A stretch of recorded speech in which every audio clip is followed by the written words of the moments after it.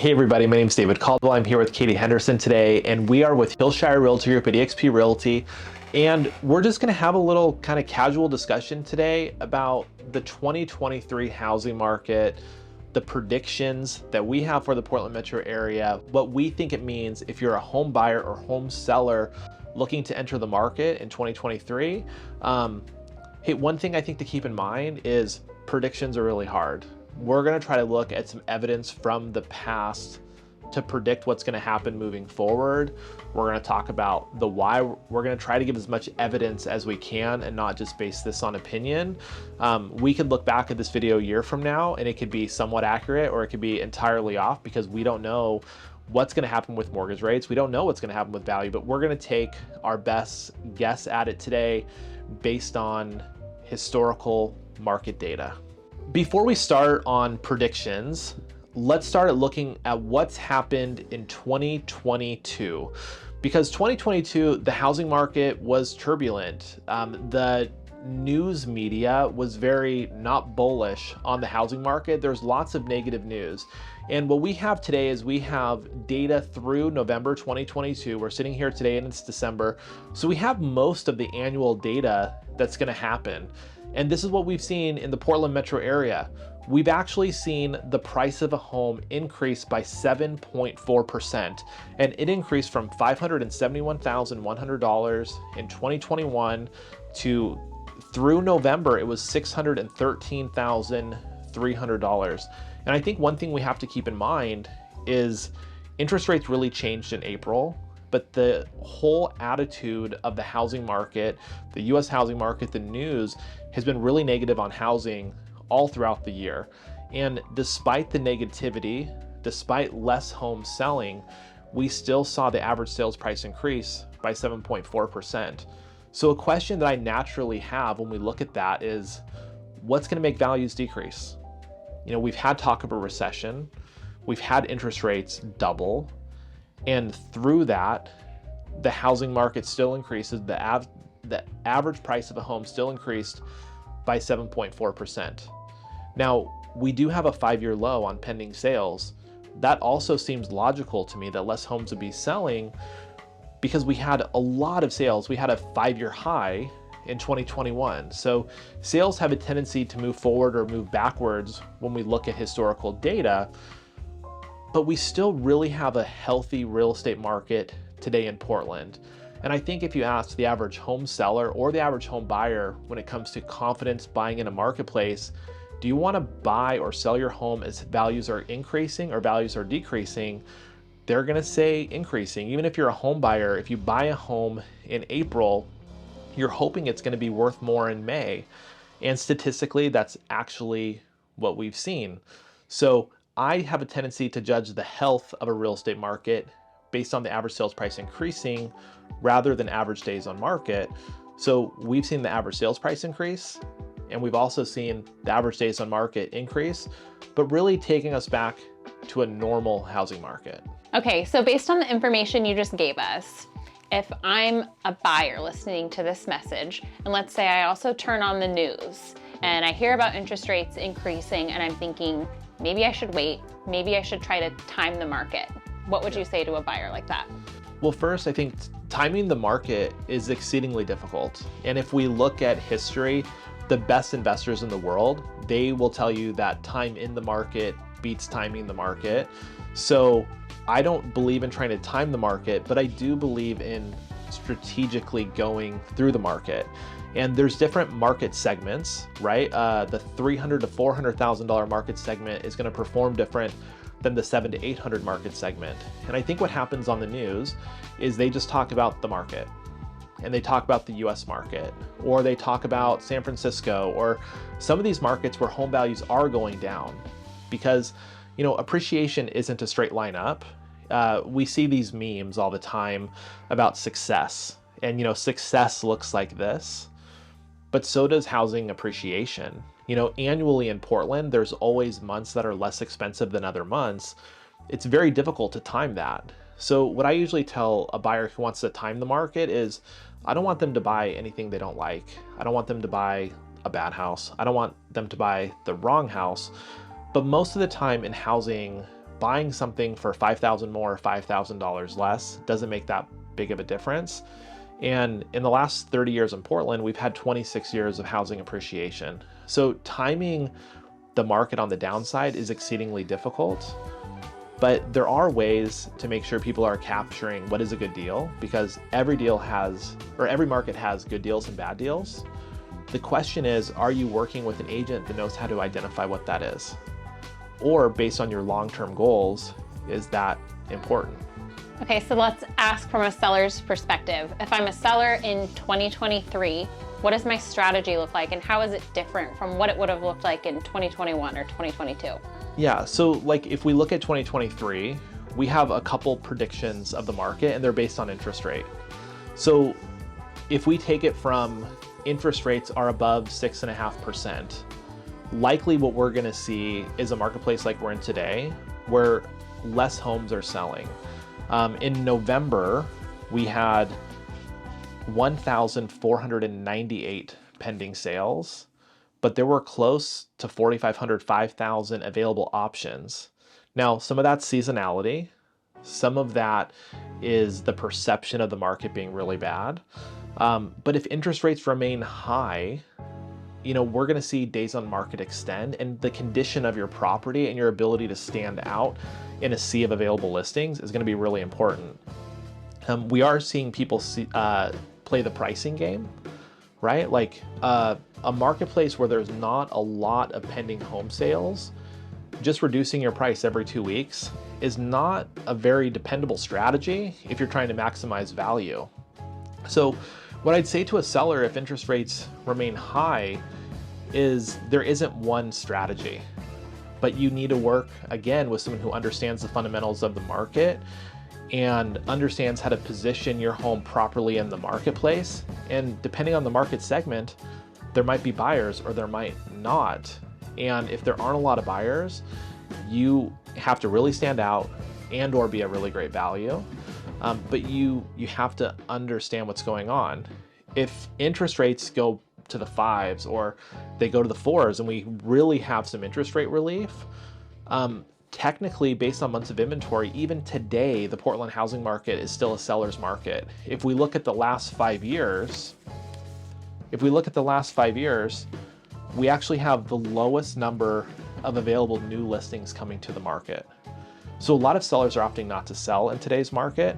My guess is that if interest rates get down to a more affordable level, that we're just going to see months of inventory decline again, and there might be people waiting in line to buy your home.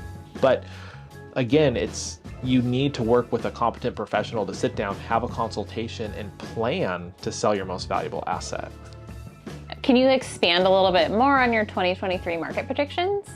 Yeah, so I have a couple, and they're market interest, or they're interest rate dependent, right? The market is changing constantly because of interest rates changing constantly and how that impacts affordability. If interest rates go down, there's more buyers. If interest rates go up, there's less, and people are more afraid because they want to wait for interest rates to come down.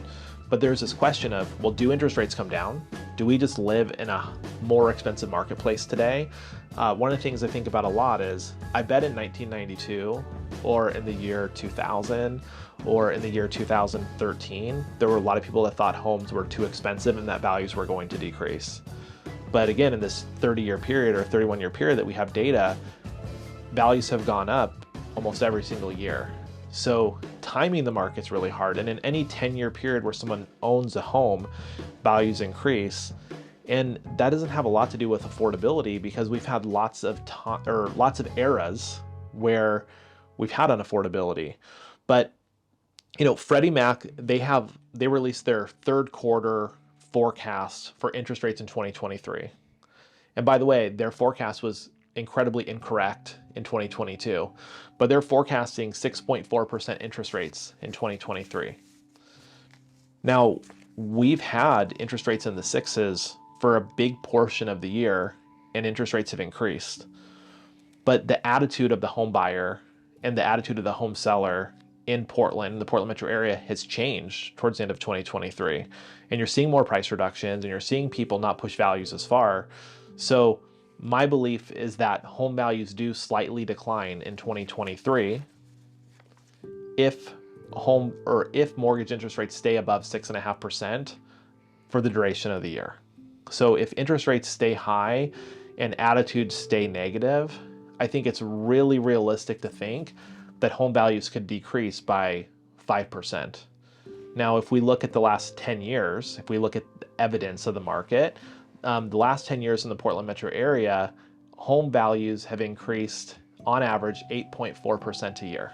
So based on the intricacies you just described, how important would you say it is that a buyer and a seller are represented by experienced, skilled agents? I think it's important in any market. I think the last couple years, we got to a place where if you are available and you can open a door, that, you're just bidding pricing up. And I think there's a lot of people that overpaid because of that. There's certain areas that hold their value more than others. There's areas that appreciate differently. And in a marketplace that is seeing such crazy appreciation, twice what's average, I think it's really easy to make a bad decision and get pulled into this like frantic bidding like eBay where people overpay for a lunchbox. I really think that the average agent, unfortunately, does not know the average sales price in a zip code. I don't know them all, but we can research it. We can go look at data to inform our decisions and how we advise people versus our opinions. And I think, unfortunately, we work in an advisory business where most people advise based on opinion or how to get a deal done, versus this is what the market's done historically in this area. This is how the market's performed historically in this zip code. And my belief is that a home buyer and home seller, they deserve to know that, because that's how you make the best decision possible. What's your other market prediction for 2023? Well, the other thing that happens is interest rates decline, right? We talked a little bit about if interest rates decline, people could be standing in line for homes. If we look today in Portland, technically we're in a seller's market still, but we have lots of sellers that have the attitude that we're in a buyer's market. And you're seeing more price reductions and you're seeing sellers negotiate really in favor of the buyer. But if all of a sudden interest rates come down and the buyer pool opens back up, the months of inventory that we have still actually represents a seller's market. The amount of saleable inventory that we have still represents a sales market. We're building less new homes, so we're not keeping up with population growth, right? Which artificially, I guess to a certain point, keeps inventory low. So if interest rates come down, the buyer pool opens up, we are likely to see a really healthy performing market. If you look this year, we have had negative news all year long. We've had lots of price reductions and the market still increased by 7.4%, which is 1% less than the 10-year average. And that's not opinion, that's fact based on what's happening in the market. So if interest rates go down, it does seem likely that we will have market conditions that might look like 2020, where people were starting to stand in line for homes. We're not going to get back to a 2021 market fueled by 3% interest rates, fueled by this I need more space because I'm going to have to work from home. That market's gone. It's unlikely to ever come back. The last time we had interest rates like that were when we were in the Great Recession and we had tons of money pour into the economy to stimulate the economy. It's unlikely that's going to happen again. But interest rates stay high, the market likely cools off because attitudes will stay negative. If interest rates come down, like we've been seeing them come down over the last month, it's likely people will be standing in line. So I think this, if we take this full circle, you asked, what should buyers do? And I said, well, you can't time the market. Predictions are really difficult. And when you look at the data, right, the average homeowner is has a net worth 40 times greater than the average renter. When you look at the data, in any 10 years of Portland real estate, you earn a considerable amount of equity. The price of a property almost doubles. When you look at the data, you can't time the market. If we look at the last 30 years, we've had 26 years of appreciation. We've had horrible things happen in the world. We've had horrible things happen in the economy, and the market seems to keep chugging along, right? Like, my advice is work with a really good real estate agent who understands the market, that keeps you out of making bad decisions, that helps you understand what you're purchasing. And if you're a seller, right, less homes are selling, you need the same thing. You need someone who knows how to position you in the market, or maybe even tell you it's the wrong time. When is the wrong time? If you are in a market segment where there's lots of homes available,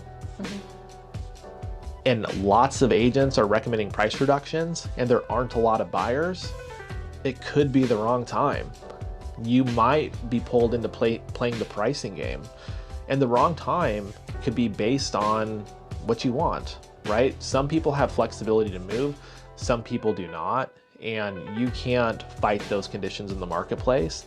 But sometimes people just want to move.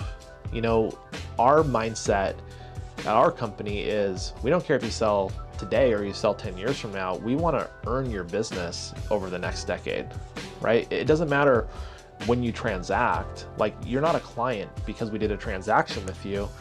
You're a client because we agree we're going to work together and we're going to be your advisor. So, if there's 50 homes like yours on the market in your price point, and 2 homes are going pending every week, it might be the wrong time. But again, you can't just answer that question without really looking at someone's home and seeing how you would place it in the market. I would say one of the greatest things about being with Hillshire Realty Group is the access that we have to some of the greatest minds in real estate. I think you'd agree. You were able to spend a lot of time with them.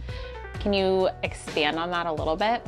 Yeah, I'm really lucky that I've earned a seat in some of these people's businesses or in mastermind rooms. This last week I was in Dallas, and most of the teams in that room were doing $500 million to $1 billion in real estate sales, which is very rare air. An ex-executive from Zillow was there, Jay Abraham, who's like one of the greatest marketing minds in like Fortune 500 business. Tom Ferry, who's my mentor, I look at him almost as a big brother now. I always say he's like the Tony Robbins of real estate. And I'm lucky that on a weekly basis, I'm getting to meet with some of the best real estate agents in the country and help diagnose the problems that they're having in their markets and their teams. And we're talking about what works for the clients, what's not working. Because I think in real estate, it's easy to get stagnant. There's agents that have been doing this for 20 years and they think time on task is what makes them great. But what makes any business great or any company great is moving forward in the industry and getting to work with really these visionary leaders that have completely changed our industry, and getting to talk to them and be friends and pool ideas is really helping us serve our clients and push forward. And I think when you look, like, you haven't been with us very long, you came over here and you're like, oh my gosh, this is what I was missing. You were immediately pushed into new opportunities. You're pushed into different conversations about growth. And there's no way that sitting in those rooms or me coaching some of these folks doesn't move our business forward for our agents and move the business forward for our clients, because it's just impossible not to take action when you're with these people every single day. And I feel like, too, just being on the pulse of the industry a little bit, I feel like there are certain teams or brokerages that are living in kind of this archaic space, and those that are moving forward and challenging norms. Has that been your experience as well? Yeah, I sat in a room this week where we just talked about how do we go take X number of listings, or how do we serve X number of sellers? How do we get those properties sold in a timely fashion? And a lot of people that are running teams, or a lot of people that are running, small brokerages in the Portland metro area or around the country, they're just not engaging in those conversations. And I think one of the things I said to you when we were talking to you, or another gentleman who's recently joined the team, we're 1/5 of the size of the company or office you're with, but we're equally as productive. And that serves the agent, because if the agent isn't sweating where their next commission is going to come from, they're going to advise the client better, right? And it serves the client because that means that we're pushing things forward. We're giving more visibility to a listing, or we're giving better advice to a buyer, have better negotiation tools and tactics, because you're talking to people that are doing this at a really high level and they're doing it at scale. And the ability to learn those lessons and transfer those skills is something that's super important to me.